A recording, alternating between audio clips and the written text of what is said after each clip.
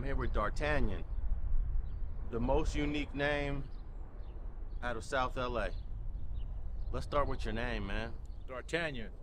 My mom, when she attended UCLA, she read all 28 novels by Alexandre Dumas, and she was intrigued with the character.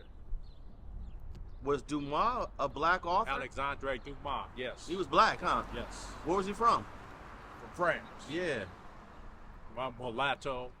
What did people used to say when you was a kid growing up with that name? Who named you that? Oh, okay.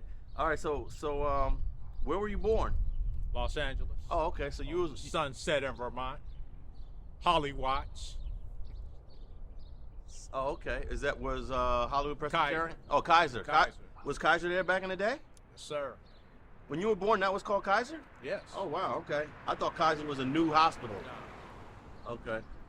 And then where'd your family first settle when you were born? When I was born, the first house that I ever lived in was 110 East 55th, right there on 55th and Main, second house from the corner.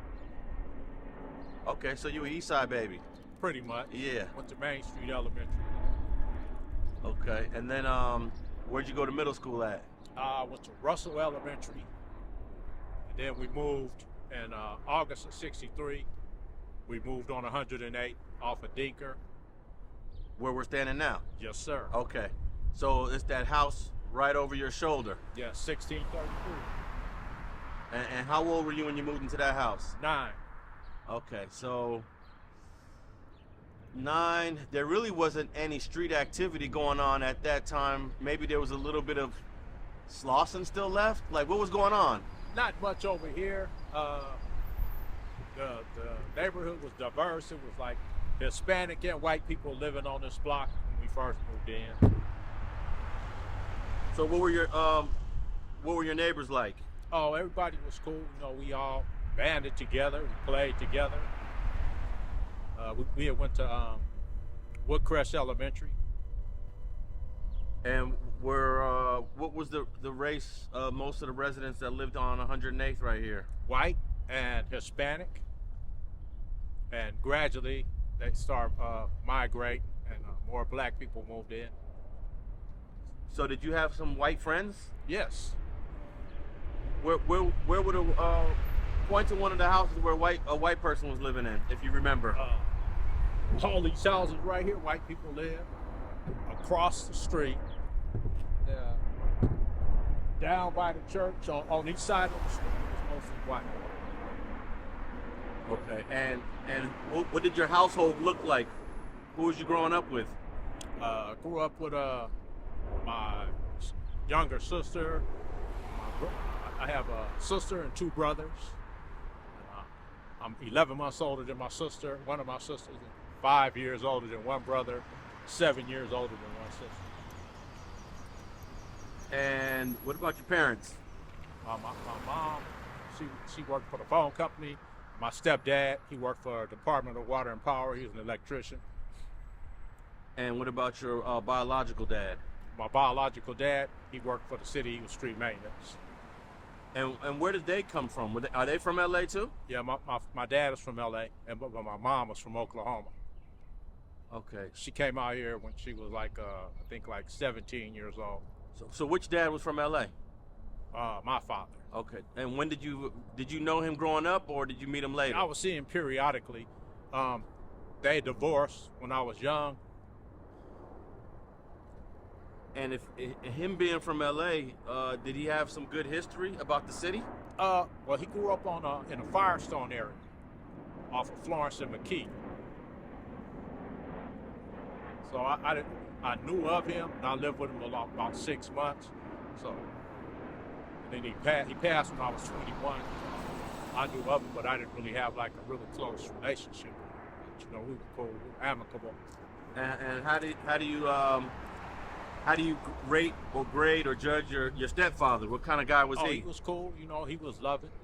He took care of me. We didn't never go cold, or we weren't never hungry. Okay. I can't say anything bad about him. I love him like he my own dad. So a couple years after you move here, the Watts riots jump off, right? August 65. How much of that? How much of that do you remember?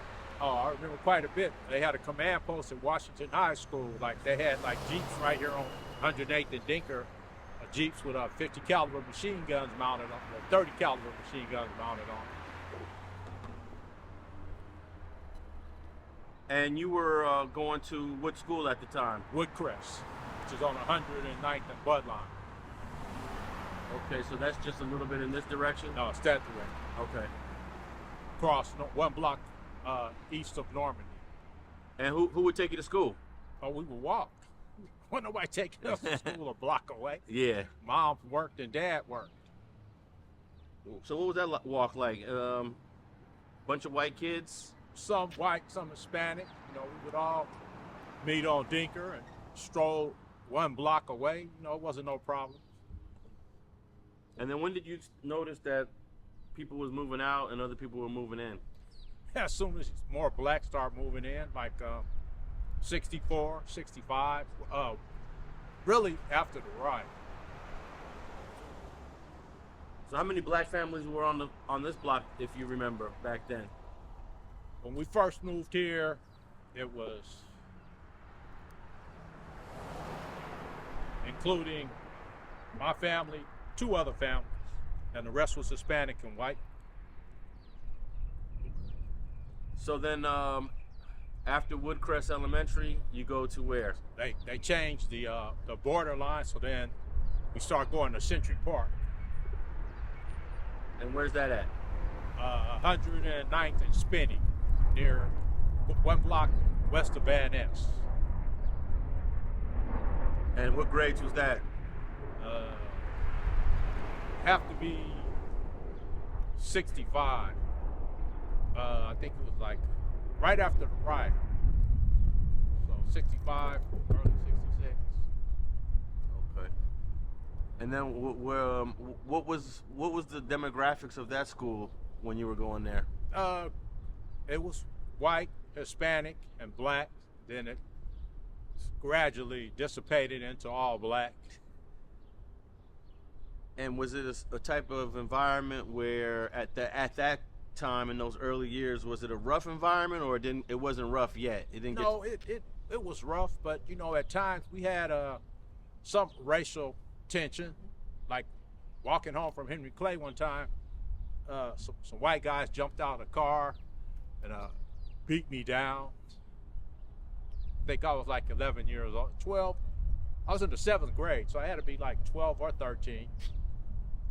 And where were the white guys from? I couldn't even tell. Did the white guys kind of hang out anywhere or post up? Nah, they were just going down Imperial, and they threw up a bird, and I threw a bird back up, and they flipped the corner, jumped out, started running, and slipped and fell. Hey, that was the first time I was ever beat down or packed out or whatever the kids call it today. What did you guys call it back then? Just getting jumped? Yeah, getting your ass beat. Did you who were your friends at that time that you shared that information with? Michael McCoy, Lawrence Farmer, Ray Wright,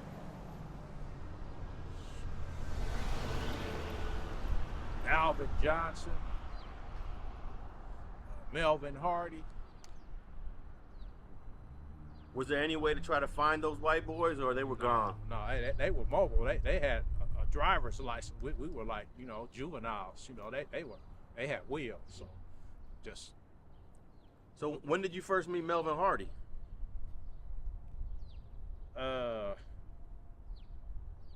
Elementary school. Okay. And so I've been knowing Melvin since I was like 11, and he had to be probably like 9 or 10. He's like a year younger than me. Yeah. And he always lived on 113th? As far as I know, yep. And this is pre-Crip days? Yeah. What was he like during those pre-Crip days? No, he was cool, ambitious, you know, like any other kid, man. People over here, man, wasn't nobody with that silly stuff until later on. So did the hundreds have an identity then? Did y'all call it the hundreds, or when did that come in? No, nobody came. That's the new generation. That happened like what in the 80s, I guess you could say the 80s, early 90s.